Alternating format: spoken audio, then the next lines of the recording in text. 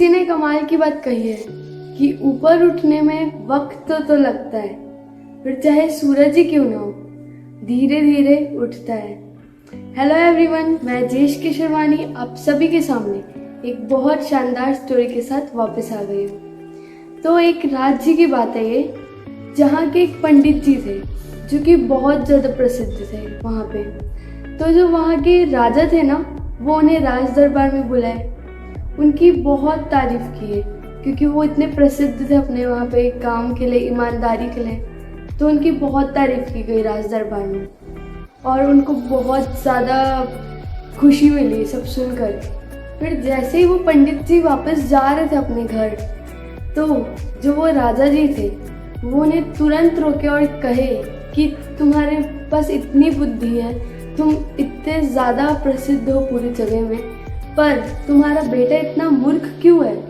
उसे सोने और चांदी ये दोनों में से मूल्यवान क्या है ये तो पता ही नहीं है।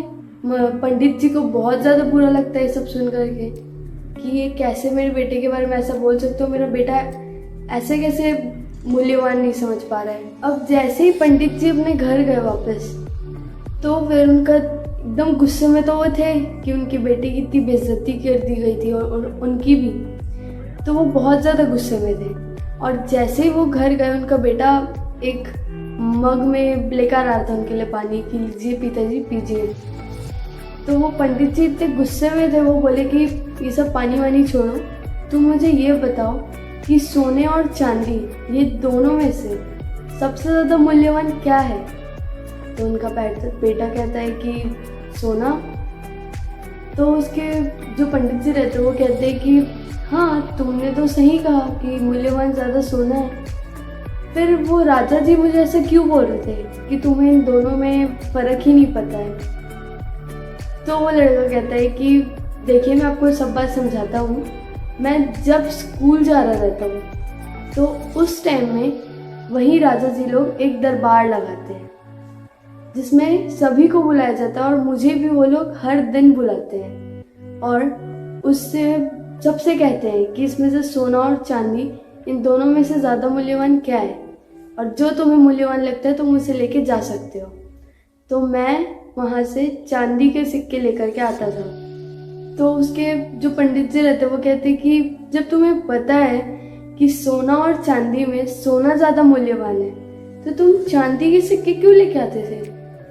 तो वो बेटा कहता है कि मैं चांदी का सिक्का इसलिए लाता था क्योंकि जिस दिन मैं सोने के सिक्के को ज़्यादा मूल्यवान कह दूंगा, उस दिन ये सारा खेल ही ख़त्म हो जाएगा। उसके अगले दिन से दरबार में मुझे बुलाना ही बंद कर देंगे।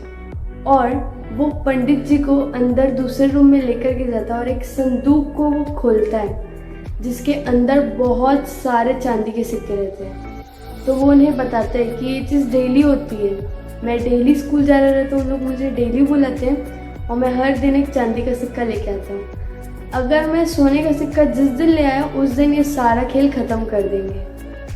अब पंडित जी समझ जाते कि मेरे बेटे ने तो दिमाग लगाया है, पर पंडित जी ये चीज़ सबके सामने प्रूफ करना चाहते थे कि उनके बेटे को इन दोनों चीज़ में मूल्यवान क्या है ये पता है, वो मूर्ख नहीं है। तो वो पंडित जी अपने बेटे को लेकर दरबार में जाते हैं और राजा और सभी मंत्रियों के सामने, सबके सामने उससे ये चीज़ बुलवाते हैं। तो वो लड़का वहाँ पे भी सबके सामने यही बताता है कि मैं हर दिन चांदी का सिक्का इसलिए लेकर के आता था क्योंकि जिस दिन मैं सोने का सिक्का ले आऊँगा उस दिन राजा जी सारा खेल ही ख़त्म कर देंगे। और ये बात राजा जी को सुनकर बहुत अच्छी लगी और उन्होंने ये बात भी कही कि तुम ही हो सबसे ज़्यादा विद्वान। और राजा जी उसकी बात सुन के इतना खुश हो जाते हैं कि अंदर से पूरे सोने के सिक्कों से भरी संदूक मंगवाते हैं और उसे भेंट कर देते हैं। उसे कहते हैं कि मुझे तुम्हारा इतना सोचते हो, तुम इतना अच्छा सोचते हो, मैंने ये सोचा ही नहीं था और तुम मूर्ख नहीं हो, इसलिए मैं तुमको ये सोने के सिक्कों की भरी संदूक देना चाहता हूँ और चांदी की तो तुम्हारे पास है ही। इस छोटी सी कहानी से हमको बहुत बड़ी सीख मिलती है कि जो आपका सामर्थ्य है उसका दिखावा बिल्कुल मत करिए। आपको किसी को प्रूफ करने की ज़रूरत नहीं है कि आप कैसे हैं। जब वक्त आएगा तब पूरी पूरी दुनिया को पता चल जाएगा कि आप में कितनी ताकत है। और अगर आप संघर्ष कर रहे हैं तो करते रहिए। जिस दिन संघर्ष खत्म होएगा उस दिन आप कोहिनूर की तरह चमकेंगे। Thank you everyone.